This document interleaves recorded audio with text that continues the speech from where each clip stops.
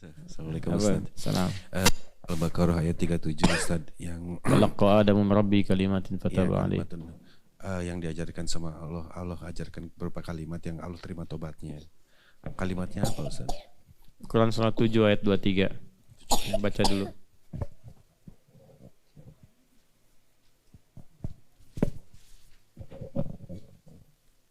Itu tuh ambil musab, kasih musab biar tahu posisinya di mana, biar ingat.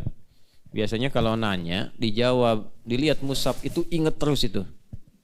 Kalau lihat handphone nggak akan ingat-ingat. Kalau lihat handphone tuh kayak lihat istri sendiri. Kalau lihat musab kayak lihat istri orang.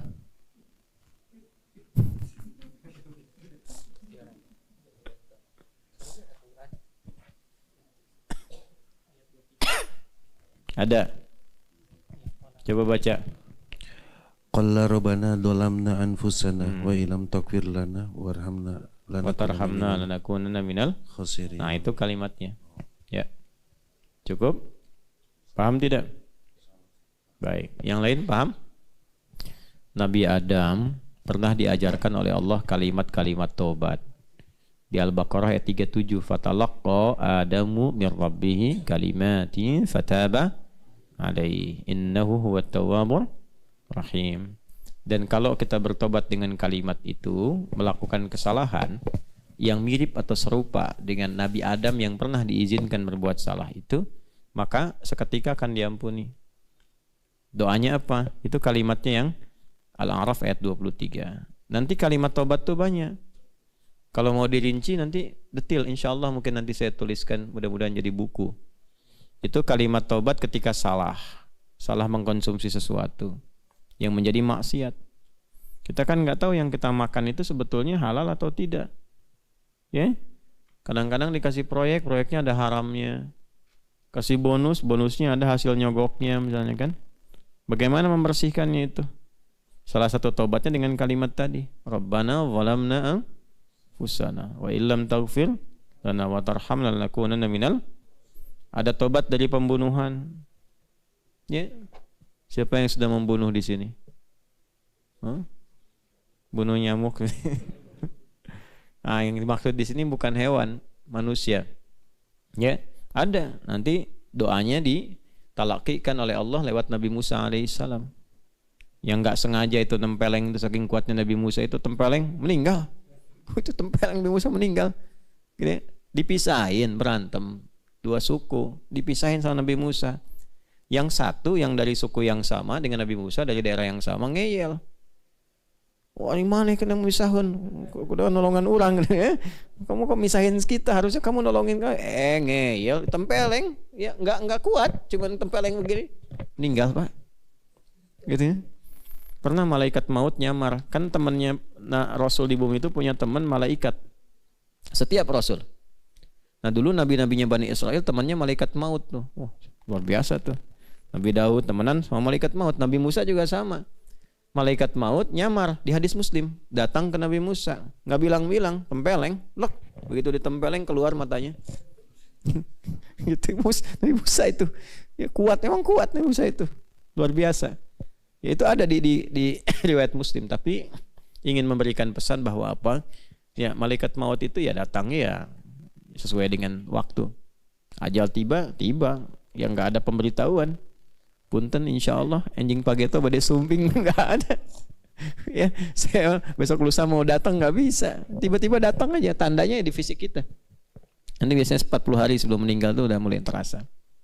Ya, tanda-tanda khusus ya yang memang mendekati pada kematian. Makanya belajar ayat-ayat tentang menyiapkan kematian tuh banyak di Quran. Belajar. Kalau nggak belajar nggak tahu nanti tiba-tiba Allah gitu ya. Nuju ngaci mah tak tiba-tiba awas tuh ya. Makanya jangan maksiat. Kalau mau maksiat ingat-ingat meninggal, awas tuh vendor-vendor tuh ya, awas. Hati-hati tuh ya, begitu kepikiran maksiat bayangkan meninggal, wah ruginya fatal itu ya, ruginya fatal. Kalian juga sama nih ya, lagi belajar tuh hati-hati jangan maksiat. Begitu maksiat meninggal ruginya total itu ya. Tuh, gitu, Gi. Kamu minuman tuh punya siapa? Udah izin belum tuh? Awas tuh, begitu diminum meninggal kamu. Nah, itu. Jelas ya? Nah itu malaikat maut tuh. Ada lagi doa misalnya, doa menyimpang dari risalah. Dikasih tugas, nggak dilaksanakan. Ada nggak yang begitu? Hah? Ada kadang-kadang di perusahaan kasih tugas, ya malah nyimpang. Mampir dulu kemana? Salah nggak? Salah. Sebab kalau gajian pengen utuh, pengen full. Ya kan? Tapi kalau kerja didiskon. Hati-hati, itu salah itu. Nanti ada zikirnya. Awas, kalau kita, jangan kita lah ya. Saya nggak mau terlibat tuh. Kalau ada kalau ada orang yang sering ngurangin kewajiban, tapi pengen hak penuh, itu satu saat nanti akan sering ditimpa musibah. Yang mengurangi hak yang dia ambil yang bukan haknya. Hati-hati itu. Hati-hati. Nah, nanti ada zikirnya itu. Zikir Nabi Yunus namanya. Nabi Yunus itu diminta oleh Allah berdakwah karena umatnya nyebelin gitu kan. Ya udahlah, kata kalau nggak mau didakwahin mah saya pergi aja gitu. Ya padahal itu ujian dari Allah. Karena ditinggalkan tugasnya, maka ya lari masuk ke dalam bagian dari masyarakat yang masuk ke perahu, tiba-tiba perahunya kepenuhan harus dilempar. Yang kena Nabi Yunus, telan sama ikan besar, ikan paus kan, masuk ke dalam. Kalau nggak zikir itu kata Quran, kalaulah dia tidak berzikir itu, tidak memohon kepada Allah, itu di dalam perut ikan itu sampai hari kiamat. Nah, tapi ketika dikeluarkan, itu bahasanya bukan dikeluarkan dari perut ikan, bukan. Dikeluarkan dari awan gelap yang menaungi. Ya, wa dhannuni idh dhahaba mughadiba. Itu ayatnya Quran surah ke berapa? 21. Ayat berapa? 87 sampai 88. Wa dhannuni idh dhahaba mughadiba fa dhanna an lan naqdira alayhi fanada fi dhulumati alla ilaha illa anta subhanaka inni kuntu minal zalimin. Setelah itu apa? Fastajabna lahu. Kemudian wa najjaynahu minal gham, bukan minal hut. Padahal ditelannya pakai hut kan, ikan besar kan. Tapi dikeluarkannya itu bukan dari hut tapi dari gham. Ya. Dan ingat belum selesai ayatnya. Wa kadzalika nunjil mu'minin. Gham itu awan gelap yang menaungi. Itu bahasa majas, bahasa kiasan. Kadang-kadang kalau kita sedang diuji dengan jangan kita lah. Kalau ada orang diuji dengan musibah yang berat gitu. Itu kan kayak kena awan gelap ya. Ya, kayak gelap gitu, mau makan susah, jalan linglung, ya kan? Tiba-tiba diberhentiin, nggak ada hujan, nggak ada angin, nggak ada petir, berhentiin.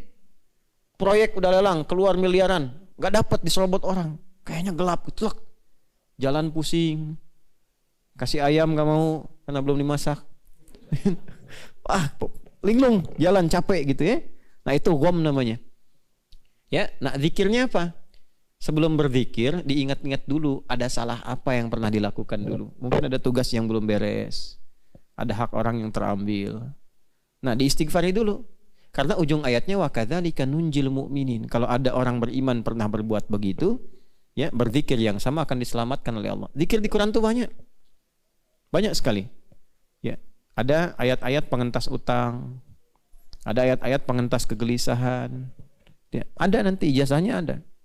Nanti itu saat kalau saya ada waktu mungkin dituliskan, ya, supaya nanti jadi pegangan. Zikir sakit, ada zikir sakit. Zikir menikmati sakit dengan zikir minta sembuh, ada. Ada menikmati sakit tuh. Ya, jadi menikmati kesabaran yang Allah berikan lewat sakit, ada. Ya, kurang lebih begitu ya.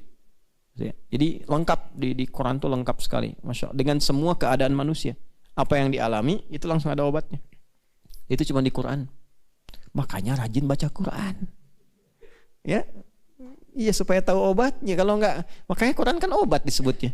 Quran surah 17 ayat 82, wa nunazzilu minal Qur'ani ma huwa syifa. Jadi kalau kita rajin baca aja insya Allah dapat ketenangan pada jiwa.